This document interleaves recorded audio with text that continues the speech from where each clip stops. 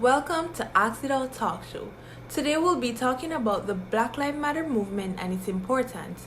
Our guest on today's show is Ms. Latoya Anderson from Youth to Youth Organization. Welcome, Ms. Latoya.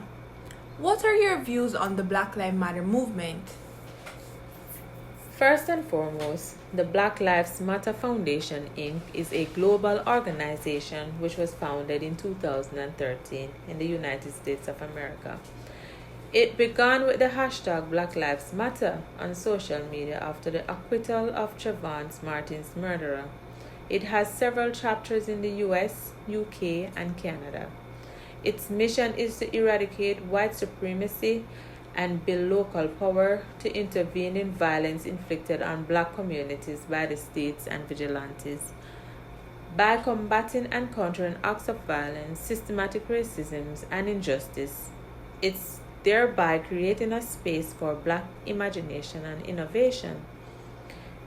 It was founded by three females, Alicia Garza, Patrisse Cullors, and Opal Tometi. Known as the Three Radical Black Organizers, with Alicia Garza as the primary spokesperson for the movement. Over the years since its inception, the movement has become an established and well-defined political movement. So yes, I do consider this movement to be important to Caribbean history and current reality. According to David Boies in an article written to the Huffington Post on February 11, 2015, he asked the question, how could Americans proclaim that all men are created equal, endowed by their Creator with certain unalienable rights, without noticing that they themselves are holding other men and women in bondage? Through the ages, black people have been oppressed and crying for a voice. The Black Lives Matter movement calls white supremacy to accountability and open up an entire platform for people of color and others that want to help eradicate racism in all its facets to ensure justice is being accomplished. I believe the Black Lives Matter movement is very relevant in the Caribbean today. Because of this, the systematic oppression between each other that has been passed down and fluid from racism of slavery and colonization, the Caribbean people have been experiencing the exploits of white supremacy and slavery for more than 400 years, and currently still experiencing systematic racism.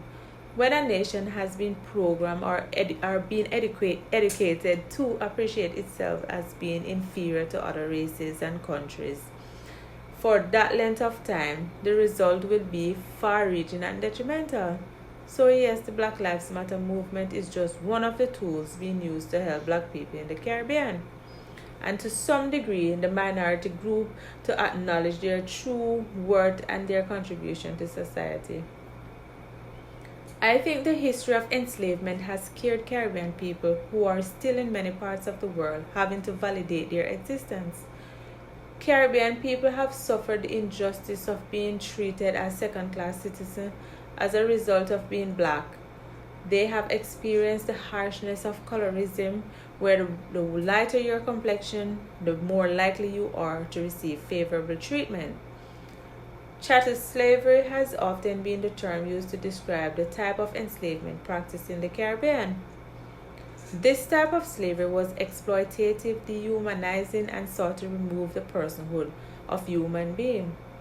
The enslaved were seen as chattels, viewed as less than human beings, branded like cattle, treated badly. Their names were even changed, plus they had no rights that a white person had to respect. Hence, we see that colorism stemmed from our Caribbean history. We also see that with the manumission of slaves, that a certain class of people, for example, the offsprings of white men and slave mothers, always had better chances of manumission in those days. Manumission was the act of freeing slaves. The disparities between the Caribbean people of lighter skin tone and those of darker skin tone are obvious in the workplace, career inequality, courtship, as well as everyday interaction between each group. Lately, with the movement being so Lately, with the movement being so well documented and far reaching, with the help of social media, Caribbean people are now learning to fight for their place in society by making their voice being heard, by really seeing each other as people and not the tone of their skin. Through the Black Lives Matter movement, Caribbean people are reunited from one common purpose. Through the Black Lives Matter movement, Caribbean people are united for one common purpose and fight for each other instead of against each other. A great example of this was the protest for justice for George Floyd.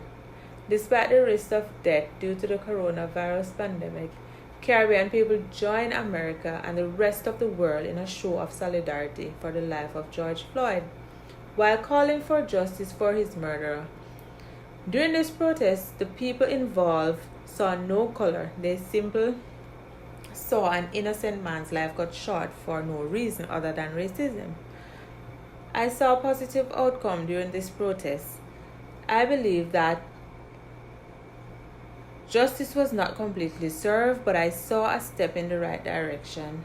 I do hope the Black Lives Matter movement will continue to work, even behind the scene, to eradicate white supremacy and racism in its entirety. I hope that Mr. King's dream will become a reality and that America and the rest of the white world will just see people and not skin color. I hope that eventually the blacks and whites will be able to live together in peace. Until then, I hope the sparks lit by Black Lives Matter movement will continue to glow and become a beacon that will continue to unite the Caribbean people.